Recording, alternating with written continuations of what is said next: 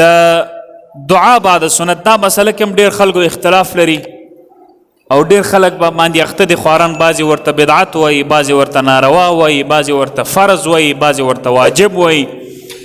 نو علما په دې کې مختلف هر یو د خپل خېټې موافق د خپل ججورې موافق خبره باسي. نو صحیح خبره دا ده، ګورئ قرآن عظیم شان کې الله تعالی جل جلاله آیت کریمه دی. الله تعالی فرمایي چې اذا فرغت فانصب، اذا فرغت فانصب والى ربك فرغب. الله تعالی فرمایي چې اذا فرغت فانصب. اوس دا آیت کریمه داسې دی، الله تعالی فرمایي چې کله ته فارغ سولې نو ځان ستړی کوه. دا یې نه دی ویلي چې د چشې څخه فارغ سولې نو په چشې کې ځان ستړی کوه، دا یې نه دی ویلي. دا هم نه دی ویلي چې د چشې څخه فارغ سولې، دا هم نه دی ویلي چې په چشې باندې ځان ستړی کوه. فقط یې دا ویلي دي چې کله ته فارغ سولې نو ځان ستړی کوه. د دې دپاره، د دې د فهم دپاره، د دې د ادراک دپاره، د دې د معلومولو لپاره موږ ته د مفسرینو د اقوالو ضرورت دی. موږ د مفسرینو څخه پوښتنه کوو چې مفسرینو د دې آیت مطلب څه شی دی. او په مفسرینو کې لوی مفسر حضرت عبدالله ابن عباس رضی الله عنهما فرمایي، هغه تفسیر کوي. تفسیر مظهری کې هم ذکر ده، قرطبي کې هم ذکر ده، معالم التنزیل کې ډېر تفاسیرو کې دا قول ذکر ده. الاکلیل کې جلال الدین سیوطي رحمه الله هم ذکر کړی ده. حضرت عبدالله ابن عباس رضی الله عنهما رئیس المفسرین دی، هغه فرمایي چې اذا فرغت من الصلاة المکتوبه او من مطلق الصلاة فانصب فی الدعاء. چې کله ته د فرض مانځه څخه فارغ سولې یا د مطلق المانځه څخه فارغ سولې نو ته ځان ستړی کوه په دعا کې، ژر ورپسې دعا کوه، ژر ورپسې دعا کوه. اوس د دې تفصیل موږ تاسو ته معلوم سو. د فرض مانځه څخه بعد وروسته ډایرکټ دعا کوه. الله تعالی فرمایي یو مطلق صلات دی، دا سنت په مطلق صلات کې داخل دی که نه دی؟ څوک ویلی سي چې په مطلق صلات کې د سنت الموز خارج دی؟ خو نسي ویلی. نو چې په مطلق صلات کې د الموز داخل سو، الله تعالی امر کړی دی چې په مطلق صلات وروسته به هم ته فانصب فی الدعاء، په دعا کې به ځان ستړی کوې. علما د اصول لیکي چې الفاء للوصل مع التعقیب.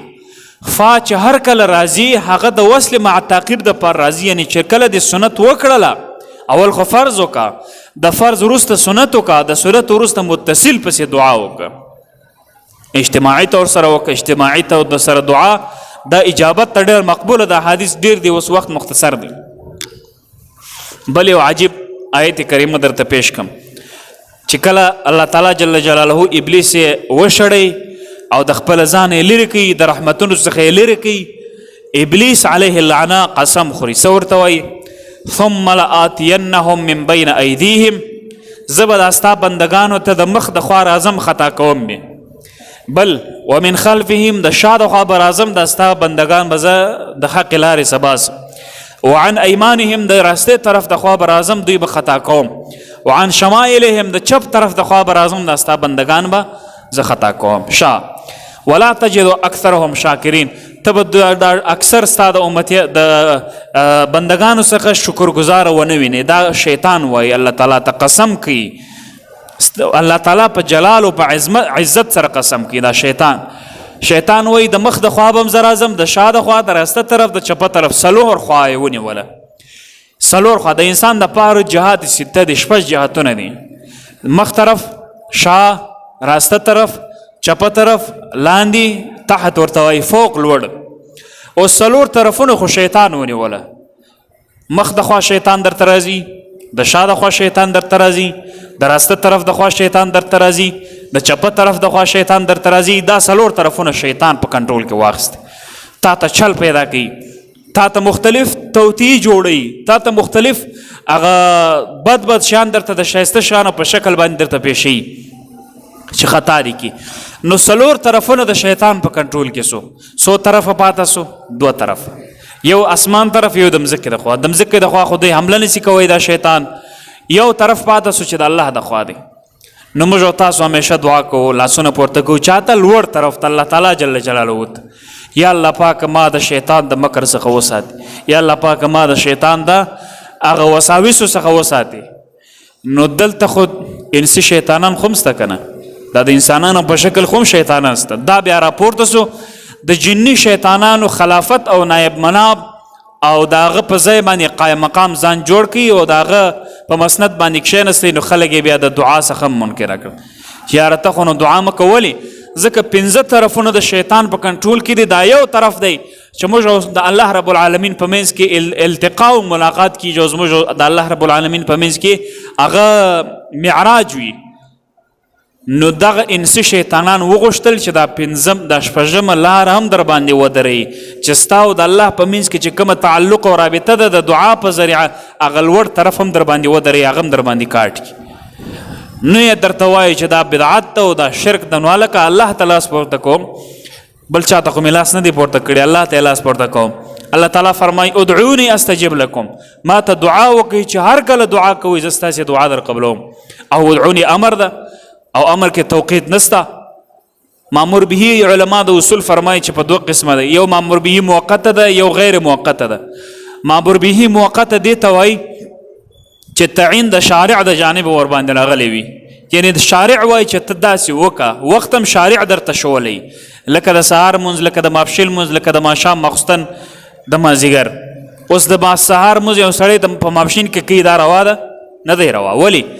ځکه دا شریعت مطهره چې دا فعل تا ته در ښوولی ده، نو د فعل دپاره وخت هم درته ټاکلی دی چې په دا وخت کې وکړه، که د دې وخت څه واوښتلی بیا نه صحیح کېږي. ګوره موږ د مازدیګر مونځ په دا ټیم کې نسو کولی، ولې؟ وخت لري. دا وخت دا شارع تعین کړی، الله تعین کړی ده، موږ ستاسو دپاره نه دی. دویم هغه مامور به ده چې الله امر په کړی ده چې دا کار وکړئ، خو وخت یې نه دی تعین کړی. د وخت تعین د شارع د جانبه نه دی چې ما او تا هر کله وخت وټاکئ، هر کله مو وکړه، هغه صحیح ده. من جمله د هغوی نه دعا ده. دا مامور به غیر موقته ده، هر کله چې دې وکړه دا صحیح ده. او که ته وایې چې په دا ټیم یې وکړه په دا ټیم یې مه کوه، نو مامور به غیر موقته خو تا موقته کړه. د دې دپاره خو دلیل شرعي غواړي، ټول علما د اصول فقه وایي. نو ځکه دا مامور به غیر موقته ده، یعنی چې هر کله انسان د فرض مانځه نه بعد دعا کوي، د سنتو نه بعد دعا کوي، د وترو نه بعد دعا کوي، د واجبو نه بعد دعا کوي. اوس که د دوی څه پوښتنه وکړه چې ته دا ترجمه کوې، نو د ترجمې بعد چې دعا کوې دا کله راغلی په حدیث کې؟ ته نر څه ثابت که. ته چې کله یو پروګرام کوې، د پروګرام وروسته دعا کوې، دا کله راغلی په حدیث کې؟ ته چې د یو ځای افتتاح کوې نو دعا کوې، دا کله راغلی په حدیث کې؟ د دې دپاره خو په احادیثو کې د راتګ ضرورت نسته. بد دعا د ماموروي غیر موقته د وخت نه لري چې هر کله دې وکړه دا صحیح. فرض باندې هم وکړه، د سنتو باندې هم وکړه، د واجبو باندې هم وکړه، چې هر کله دې زړه غواړي سهار او ماښام دعا وکړه، هېڅ پروا نسته. او دغه رقم خیرات هم دغسې ده، خیرات نه ده صدقه، دا هم ماموروي غیر موقته ده، وخت نه لري چې کلم کوې دا درته روا ده، دا درته جایز ده. نو الله جل جلاله دې موږ او تاسو ته د عمل کولو توفیق راکړي. وما علی الا البلاغ واخر دعوانا الحمد لله رب العالمین.